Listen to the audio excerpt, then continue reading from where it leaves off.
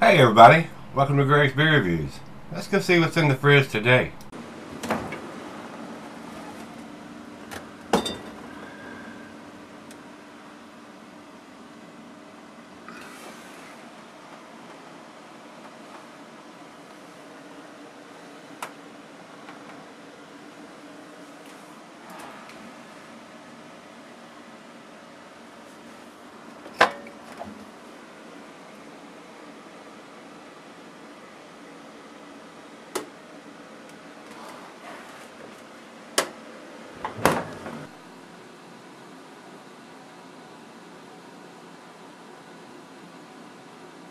Hey guys, welcome to Gregsbeerreviews.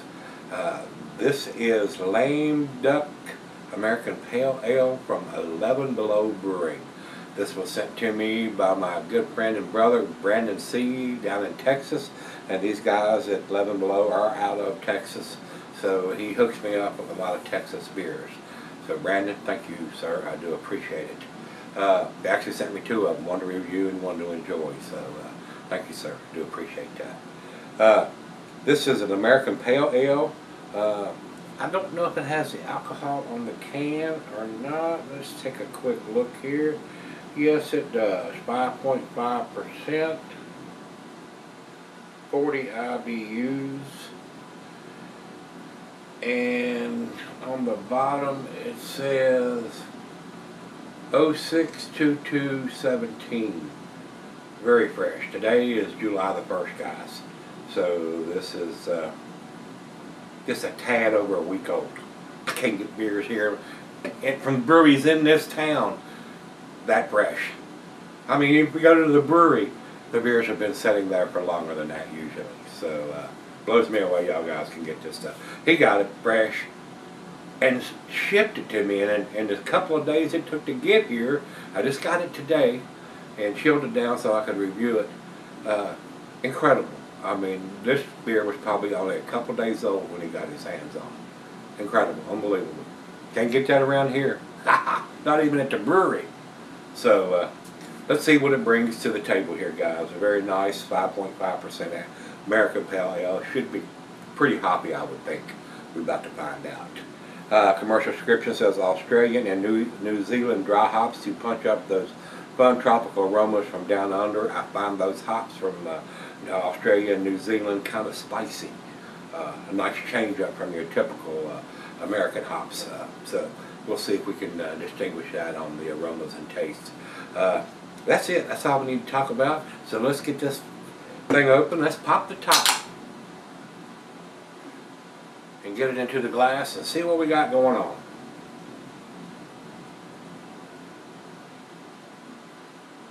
Alright guys, cuisine is Pan-Asian cheese, the earthy Camembert Fontini, your nutty cheeses, Colby, Asiago, Parmesan, briquette and feta, and the meat is poultry on this one. Last right a pint back in on it, come to mug, side Dell.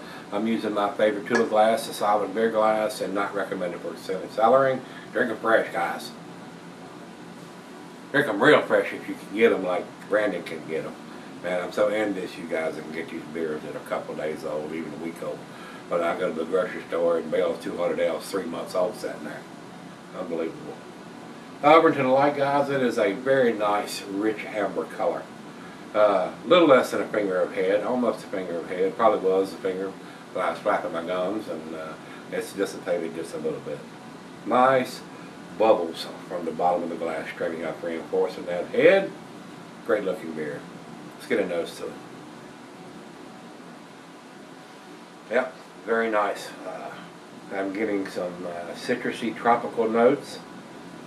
Maybe hints of grapefruit and orange. A little bit of that spiciness from those Australian New Zealand hops. I don't know why, but it's just the nature of the climate and the type of hops that grow that I pick up on that spiciness. Smells very delicious, guys. First beer of the day. Smells wonderful. So let's dive in and see what we got here. I want to say cheers to Brandon C. I do appreciate it, sir. And I'll do a special shout out to Robert Johnson. Rob John's Beer Reviews. Check him out. He's a hoot, guys. He's a mess. He's a hoot, but he's a mess.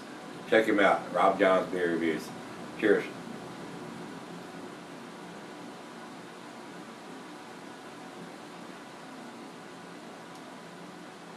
Oh yeah, that's delicious. That's very, very tasty.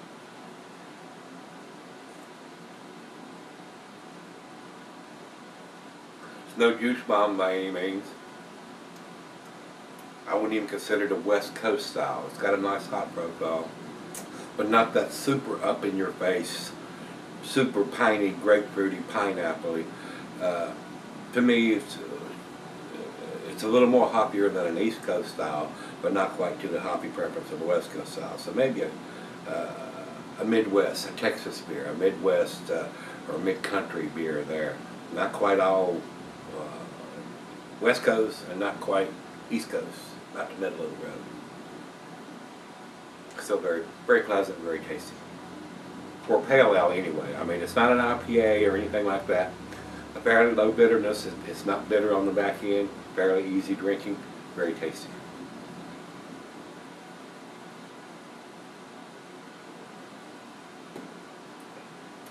Delicious beer. It is.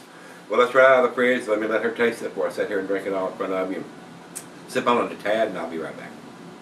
Alright guys, I'm back. Got just a little left here. It's a very tasty beer, guys. Nothing to write home about. I don't think it's world class or outstanding or anything like that.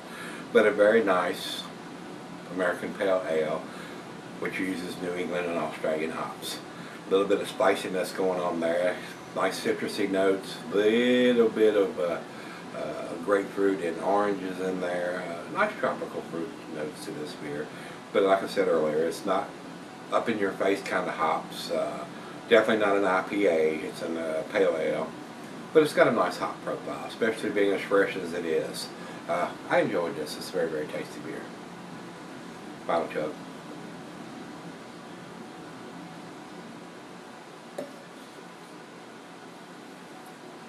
Very nice, very pleasant. To me, guys, B+. I'm going to give this an 89, especially since it's got the ABV, the IBUs, and the canned on date on the bottom of it. Very enjoyable. Over to Beer Advocate, they say 85. I think it's a little better than that. That's why, with all the information that's on the can, that's why I gave it to B+. They've given us all the information that we need to make an educated guess or educated purchase of this beer, basically. IBUs, ABV, canned on date. That's what we want to see on all of it. Not enjoyed by Best Buy or any of that kind of crap. Tell us when it was put in the package. That's what we want. Over to Untapped for their final check-in. They got it at 3.66. That's in their B range also. Not quite to their B+.